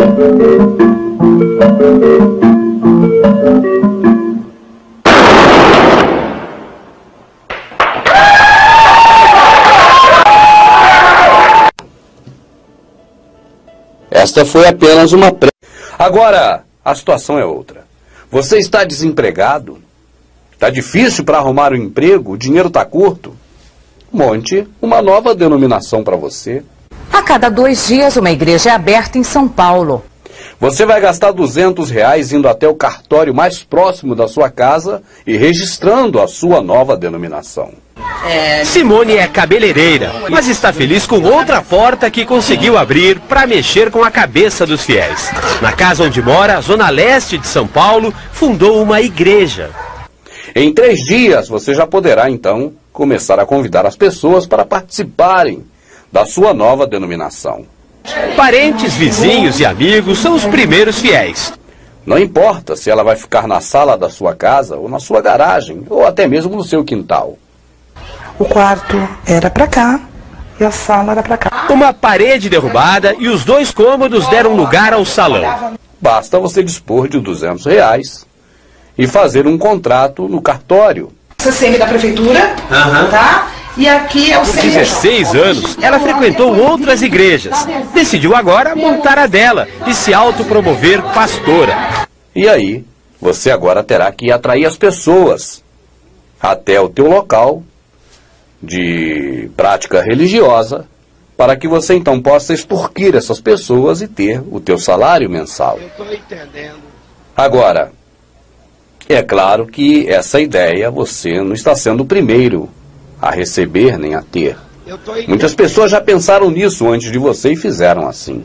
Eu estou entendendo. Desta forma, a concorrência vai ser muito grande. Eu estou entendendo. Você precisará trazer novidades e atrações cada vez maiores para, vamos dizer, a sua igreja. Eu estou entendendo. Porque agora você vai ter que tirar pessoas que já estão frequentando outros locais, que oferecem muitas coisas interessantes para que as pessoas vão, e você agora terá que oferecer coisas mais interessantes ainda, para que essas pessoas deixem de ir onde estava indo, para agora passar a ir na sua denominação. Assim você consegue manter uma renda mensal favorável para você e para sua família. É um bom negócio. E a intenção, é claro, vai ter que ser de trazer mais e mais pessoas, cada vez mais pessoas, para dentro deste local que você constituiu como sua igreja ou sua denominação, para que você possa, então, aplicar cada vez mais técnicas de lavagem cerebral, técnicas de indução hipnótica e qualquer outro tipo de técnica que você puder conseguir aprender para poder enganar todos aqueles que estão agora se chegando até a sua igreja, a sua denominação. E não importa se a pessoa é um comediante, um humorista, porque também os humoristas agora estão ganhando muito dinheiro visitando esses locais. Você basta procurar na internet, você vai ver muitas ofertas de pessoas que estão aí para ir na sua casa de espetáculo, na sua igreja, e ali desenvolver algum tipo de atividade que vá atrair pessoas e também convencê-las a tirar o dinheiro do bolso delas para colocar no seu bolso ou na sua conta. Eu estou entendendo. Existem na internet inúmeras pessoas profissionais que hoje são humoristas, são hipnóticos que hipnotizam as pessoas, são mágicos, daqueles do circo, são eloquentes pregadores, ou homens que têm o dom da fala, e inúmeros outros tipos de artistas que estão hoje propensos a visitar esses locais. E você conseguirá com facilidade trazer um grande pregador desses até a sua igreja, ou até mesmo alguns mágicos desses que conseguem fazer coisas mirabolantes. Eu creio que para você que quer colher o melhor dessa terra, para você que já aprendeu assim, né, nos próprios templos, e que sabe que dá para arrumar dinheiro, eu creio que é um bom negócio. E para outro você outro, que quer servir ao Salvador, apenas ame o seu próximo. E nisso todos conhecerão que sois meus discípulos, se vos amardes uns aos outros. Está escrito na Epístola de João. E em todo o Novo Testamento, nós encontramos falando que a base da lei é o amor, né? Tudo se resume em amar o próximo, não é assim que nós ouvimos? Então, as práticas religiosas de caminhar até o templo, de ir no templo, de ser membro de uma denominação, é uma ótima forma hoje para que você, líder religioso, se ainda não é bom que você pense nisso, é um grande negócio você passar a ser, para você sobreviver e ter o melhor para você e para a sua família. Pense em carros, mansões, pense em iates, pense em casas de praia, pense em tudo que esse mundo pode lhe oferecer. Você consegue facilmente. Basta montar a sua própria denominação. E você tem que perder alguns conceitos seus que você tem hoje. Você tem que pensar, olha, a honestidade, ela pode caminhar até um certo ponto. Deste ponto para lá, eu vou ter que ultrapassar o limite da honestidade e me tornar desonesto. Como eu vou ter que colocar o dinheiro acima do amor. Eu vou ter que colocar o dinheiro acima da razão. Eu vou ter que colocar o dinheiro acima de tudo, na verdade. eu vou precisar, mesmo sabendo da verdade, falar algumas mentiras. Eu estou entendendo. Eu vou precisar adquirir algumas técnicas de conhecimento psicológico para convencer as pessoas. Eu vou ter que usar alguns recursos, mas vale a pena, porque eu quero o melhor dessa terra. Eu quero entrar de cabeça na teologia da prosperidade. Eu estou entendendo. Bom, amado, se essa é a sua vontade, eu só posso lamentar e dizer que você está numa situação muito difícil. Porque esse mundo que as pessoas estão valorizando tanto, não vai durar tanto tempo mais. E a vida é eterna, eterna, eterna. Essa é duradoura, eterna. E essa é mais preciosa. E qual é aquele que, achando um tesouro, achando uma pedra valiosa, não vai e vende tudo que tem e compra essa pedra? E qual daqueles, sabendo que a eternidade é muito mais valiosa, não deixa cair por terra todas essas porcarias que estão aí nesse mundo para nos oferecer, principalmente o mamon? Bom, é um caso de preferência. Uns preferem uma coisa, outros preferem outra. E eu espero claramente que você escolha o melhor. Escolha a verdade, não a enganação, o erro, a mentira. Porque neste circo das atrações vale tudo, desde que se consiga atrair um bom público e convencer esse público que você é uma pessoa de Deus.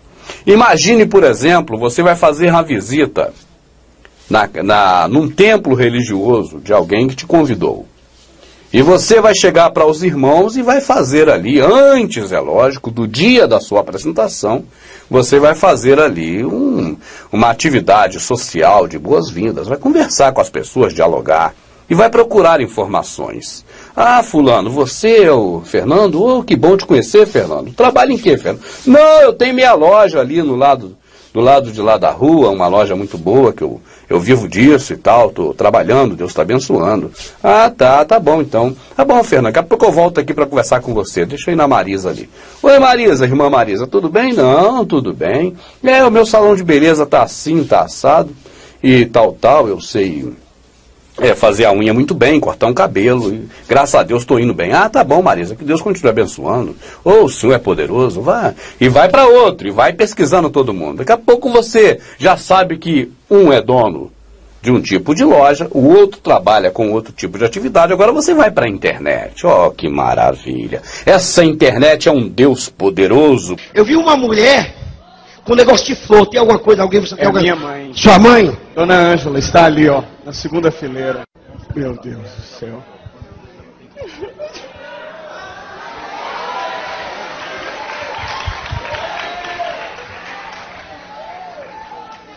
Deus disse para mim, Jurimicalachudiandarabaia, Doremicandaraba. Eu vou te falar uma coisa para vocês. O tempo da vaca magra acabou hoje. Como essa internet é um Deus poderoso, esse Orkut, esse Google. Eu estou vendo um carro, só que o carro que eu estou vendo é um furgão, se não fosse um furgão. Existe alguma coisa assim de carro com vocês? É dela. É? É pessoal. É. Eu vejo assim o nome. Seat. Isso mesmo. É isso mesmo? Seat. É? Não estou entendendo. Eu estou entendendo. Cadê aquela caneta e o papel? Está descendo uns negócios aqui. Eu estou vendo um carro. Só que o carro que eu estou vendo é um furgão, se não fosse um furgão. Existe alguma coisa assim de carro com vocês? É dela. É? É pessoal. É. Eu vejo assim o nome. Seat. Isso mesmo. É isso mesmo? Seat. É? Não estou entendendo. Eu estou entendendo. Cadê aquela caneta e o papel? Está descendo uns negócios aqui. Quanto mais glória a Deus vocês é, melhor é aqui. Abre a boca e diga glória.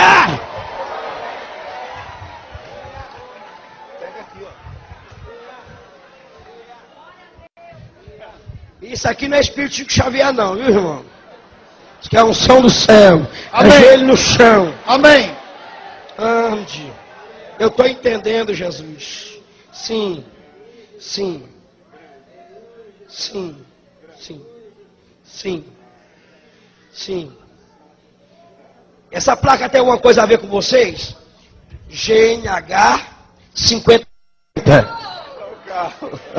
É o carro dela. É a minha, pastor. Jamie Canúvia. Eu estou entendendo. Ó, eu vi um telefone tocar. E o número que eu vi é 3421-2574. Tem o que? É o quê? Confere, é o telefone fixo da nossa empresa. Meu Deus. Levanta as duas mãos para o céu. É o Senhor. Eu estou entendendo. Aí você vai pro Google e... tá. Ah, endereço tal, rua tal, número tal. Muito bom, anota aqui. Papelzinho no bolso. Ah, ele, ali, lá, número. Ah, tá. Ah, é casado com... Ah, papelzinho no bolso.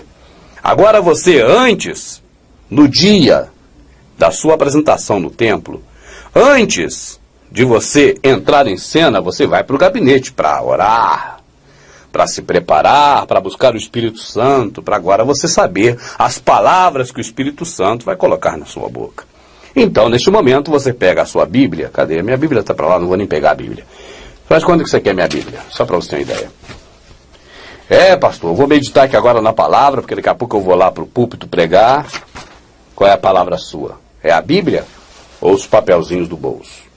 Deixa eu recordar. Marisa, não posso esquecer esse nome, é Marisa. Ah, sim, cabeleireira. Fernando, sim, Fernando, a loja lá. Tá. Beleza. E aí, amado? Na hora em que você entra em cena, você tem recursos para enganar todos os que estão ali presentes, ou pelo menos a maioria, e a partir daí, conseguir encher o bolso de dinheiro. Mas tem que tomar alguns cuidados, veja.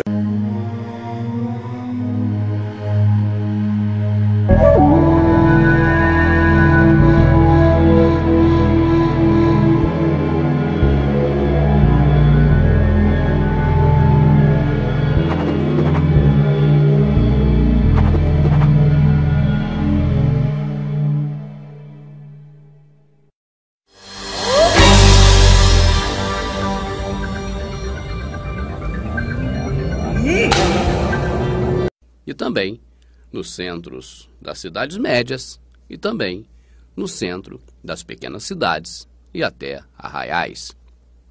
São sempre no centro, porque é no centro que você busca pessoas de todos os lados para aquele local. E quando nós chegamos, então, neste templo, no momento do culto, dessa reunião que se chama culto, nós somos recebidos na porta. Ali tem um porteiro que vai perguntar o nosso nome e de qual igreja nós somos. Na verdade, ele não está querendo perguntar de qual igreja somos, porque a igreja é uma só. Mas ele quer perguntar a qual denominação pertencemos e qual é o pastor líder religioso daquela denominação. Mas ele faz uma pergunta truncada. De qual igreja você é? Qual o seu pastor?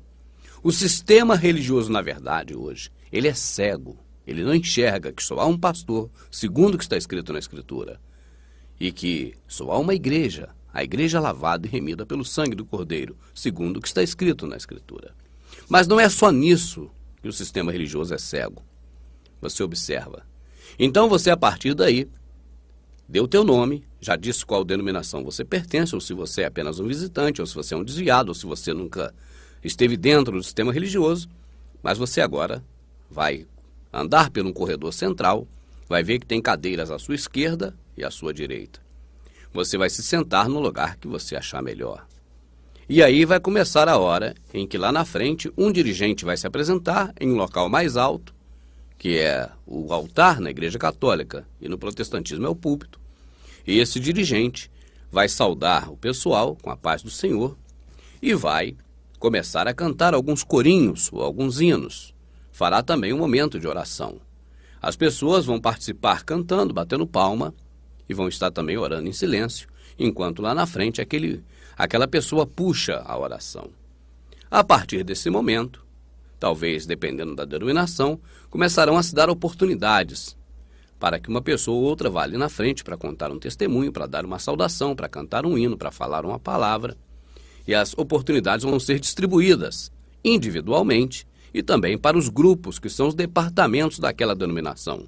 O grupo jovem, o hall das crianças, o hall dos idosos, o grupo das mulheres, enfim, vai ser distribuídas ali de acordo com os departamentos existentes na organização daquela denominação. Mais à frente, vai haver um momento em que se dará oportunidade, talvez a uma coreografia, talvez a um jogral, talvez a alguma peça teatral. Depois vai ser a oportunidade para se fazer orações pelas coletas, pelas pregações. Vai se chamar alguém para cantar um hino, para depois desse hino, enquanto isso, colher oferta dos irmãos. Depois disso virá um sermão, que dura entre meia hora e 1 hora. Depois desse sermão vai ser feito um apelo para que as pessoas aceitem ao Salvador. É isso que nós conhecemos como serviço em favor de Deus. É isso que nós fomos apresentados no sistema religioso e que nos mostraram que deveremos fazer para estar próximo de Deus e para agradar a Deus. Agora, uma pergunta muito simples para você e um teste que você pode fazer agora para ver se tudo isso está certo ou se é algo apenas do sistema religioso. Você pega a Bíblia, porque a Escritura está nela. É o tição que fumega e nunca conseguir apagar. Pegue a sua Bíblia. Não é ela que é a sua regra de fé e conduta, que você anda com ela debaixo do braço? Então pega a sua Bíblia e faz assim, ó. Desfolha ela todinha procurando, ó. Desfolha procurando. Vê se você acha pelo menos um elemento destes que compõe hoje o culto evangélico ou a missa católica, que é a mesma coisa, não tem diferença. Mas procura de ponta a ponta neste livro e vê se você encontra pelo menos um desses itens aqui citados. Vê se você encontra o respaldo para cada um ter uma denominação, para cada um ter um suposto pastor, como foi dito na entrada do templo. Vê se você encontra respaldo para se usar essas cadeiras de um lado ou do outro, com esse corredor no meio, ou seja, o templo. Vê se você encontra respaldo para a prática do templocentrismo, o templo centralizado em um local que as pessoas mais podem chegar nele. A ordenança do Salvador foi: vinde para o templocentrismo ou ide por todo o mundo. Se ele ordenou você ir por todo o mundo e pregar o evangelho, por que você fica indo para o templocentrismo centralizado no centro de uma cidade? Não tem algo estranho? Agora continue desfolhando a sua Bíblia. Sobre o culto litúrgico mesmo, procure os departamentos da denominação aqui na Escritura. Procura o jogral, procura o grupo de jovens, procura tudo aqui na Escritura. Você terá uma decepção, você não vai achar nada. Então, como isso tudo começou? Quais foram as pessoas que contribuíram para ficar hoje essa apostasia, ou seja, esse caminho torto, totalmente diferente daquilo que o Salvador nos ensinou, mas bem parecido com aquilo que o sistema religioso do tempo de Jesus pregava. Eles pregavam a religiosidade, mas não pregavam a lei de Deus do amor ao próximo. Eu pergunto, nas denominações de hoje, você vê como elemento principal na doutrina o ensinamento do amor ao próximo? Mas como tudo isso começou para chegar o que é hoje? Os seguidores do Salvador no século I nada sabiam sobre essas coisas. Na realidade, essa liturgia do culto protestante tem tanto apoio na Escritura quanto a missa católica. Nem o culto protestante, nem a missa católica têm qualquer ponto em comum com o que nos ensinou o Salvador, o Filho de Deus. Então, de onde vem a liturgia do culto protestante?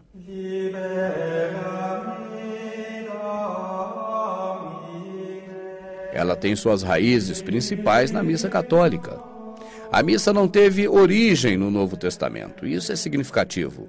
A missa saiu do antigo judaísmo e do paganismo das religiões que foram agregadas a Roma quando Roma se transformou de império político império religioso. Segundo o famoso historiador Will Durant, a missa católica foi baseada em parte no culto do templo judaico e em parte nos místicos rituais de purificação dos gregos.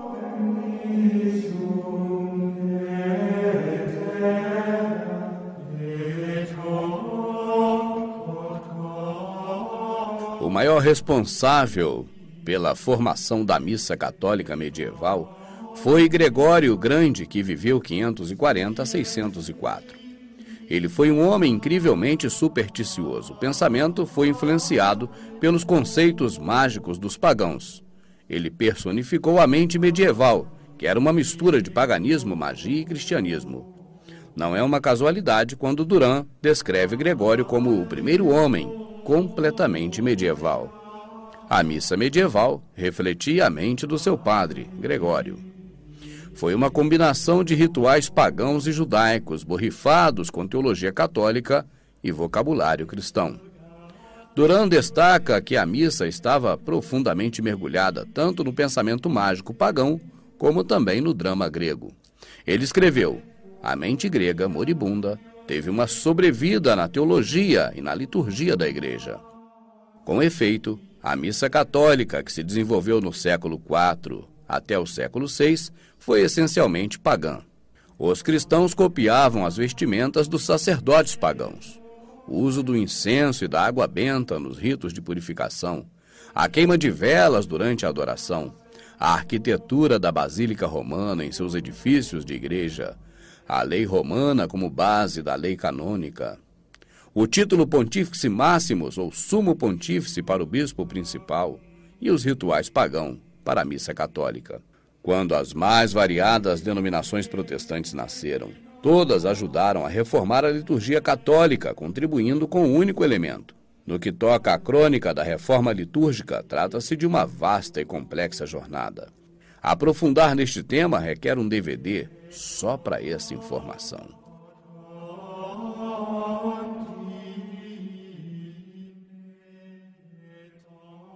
Examinaremos então a história básica.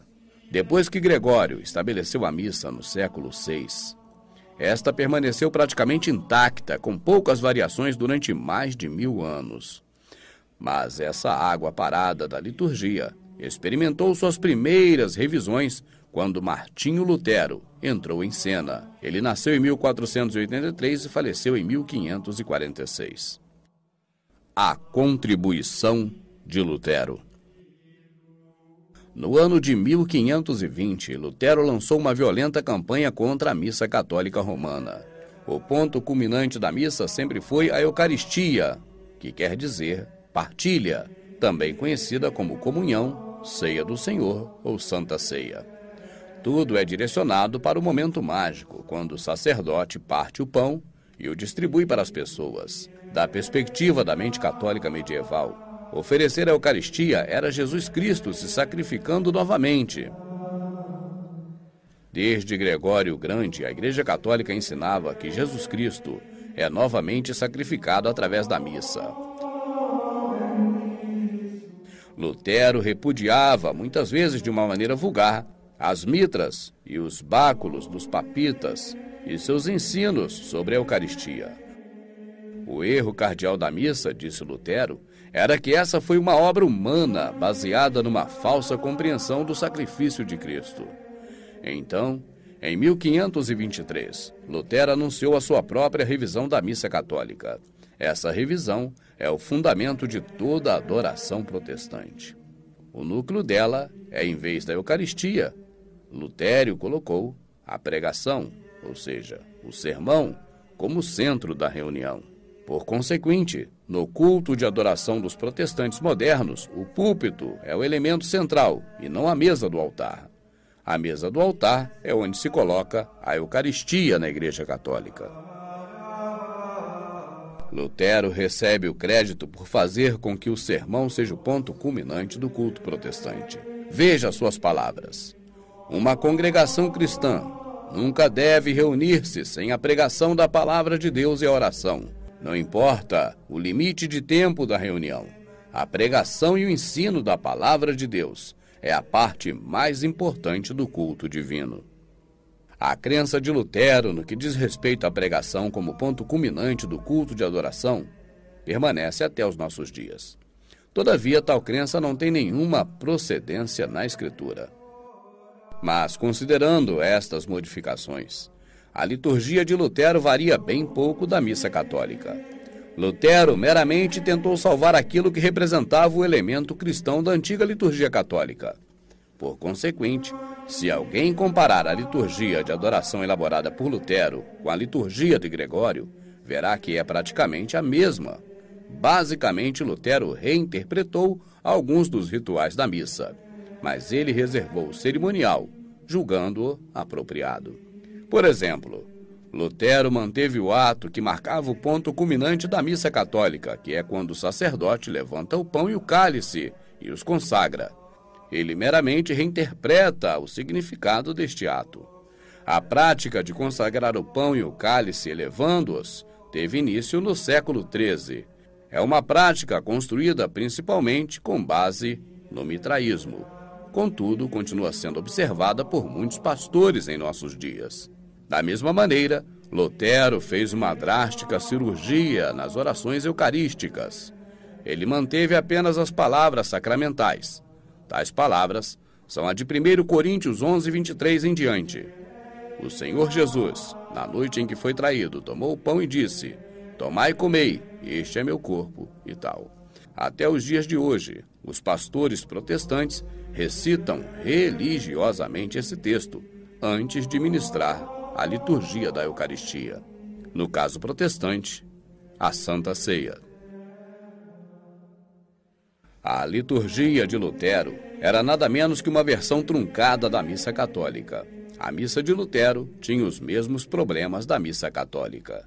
Os paroquianos continuaram sendo espectadores passivos, com exceção de poderem agora cantar também. Ordenado, e toda a liturgia era dirigida por um clérigo ordenado, ou seja, um pastor, que tomou o lugar do padre. Segundo as próprias palavras de Lutero, nunca foi nossa intenção eliminar completamente o culto religioso a Deus, mas purificar o que já está em uso dos vínculos que o corromperam. Tragicamente, Lutero não se deu conta de que o vinho novo não pode ser guardado em odres velhos. Em nenhum momento Lutero e nenhum outro dos principais reformadores demonstrou o desejo de voltar às práticas da Igreja no século I. Estes homens meramente se dedicaram a reformar a teologia da Igreja Católica. Em suma, as maiores mudanças duradouras feitas por Lutero na missa católica foram as seguintes. Primeiro, ele realizou a missa na linguagem do povo. Segundo, deu ao sermão uma posição central na reunião. Terceiro, introduziu a música na congregação. Quarto, ele eliminou a ideia de que a missa era um sacrifício de Cristo. 5. Permitiu que a congregação participasse do pão e do vinho, em vez de limitá-los exclusivamente ao sacerdote, como era a prática católica na época. O imperador romano Constantino foi quem introduziu a utilização de templos e também da prática do templocentrismo em sua religião. A religião que ele criou foi o cristianismo. Jesus disse: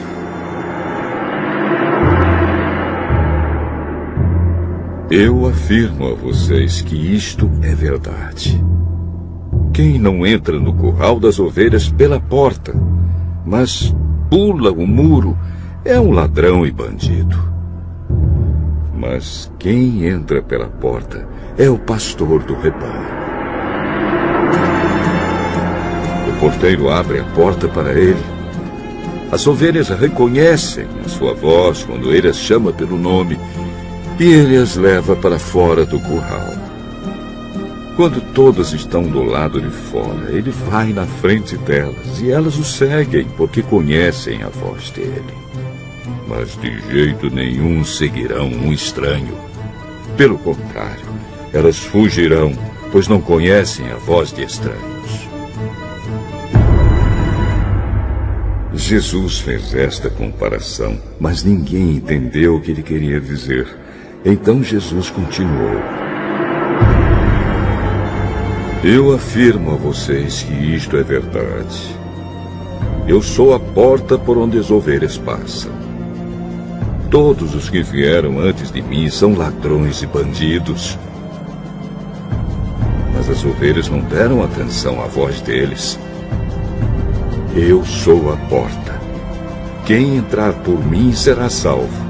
Poderá entrar e sair e achará comida. O ladrão só vem para roubar, matar e destruir. Mas eu vim para que as ovelhas tenham vida, a vida completa. Eu sou o bom pastor. O bom pastor dá a vida pelas ovelhas.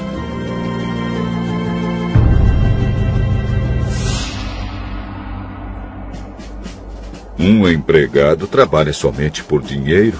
Ele não é pastor e as ovelhas não são dele. Por isso, quando vê um lobo chegando, ele abandona as ovelhas e foge.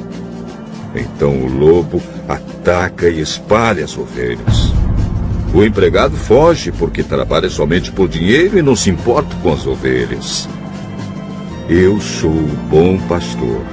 Assim como o Pai me conhece e eu conheço o Pai, assim também conheço as minhas ovelhas e elas me conhecem.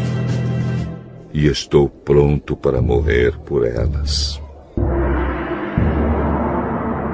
Tenho outras ovelhas que não estão neste curral. Eu preciso trazer essas também. E elas ouvirão a minha voz. Então elas se tornarão um só rebanho com um só pastor. O Pai me ama porque eu dou a minha vida para recebê-la outra vez. Ninguém tira a minha vida de mim, mas eu a dou por minha própria vontade. Tenho o direito de dá-la e de tornar a recebê-la, pois foi isso que o meu Pai me mandou fazer. Essas palavras são a mais dura realidade do que se vê no dia a dia, para quem procura uma porta aberta. Disse Jesus: eu sou o bom pastor dá a sua vida pelas ovelhas. Mas o mercenário, que não é pastor, de quem não são as ovelhas, vê vir o lobo e deixa as ovelhas e foge, e o lobo as arrebata e dispersa. O mercenário é aquele que nunca prega a veracidade da palavra de Deus. Ele sempre atribui à ovelha os seus fracassos. Ele sempre justifica a derrota da ovelha alegando: você não vence porque não tem fé, porque você não deu tudo, porque você não deu com fé. O mercenário é frio, dissimulado, age mecanicamente, sempre prega a mesma coisa. Ele prega sempre visando obter lucros, ver o sofrimento da ovelha e mesmo assim não a apacenta. O mercenário só fala de bens, pois ele mesmo é obcecado pelo dinheiro a fim de se promover. O mercenário oprime, o mercenário é como um parasita. Ele quer tudo, ele quer mais e mais. A lã, carne, pele, ele quer tudo, deixando-a numa miséria física e espiritual. O mercenário, a sua vida é regalada e ele sempre foge do sacrifício maior. Pregação do Evangelho de Jesus Cristo.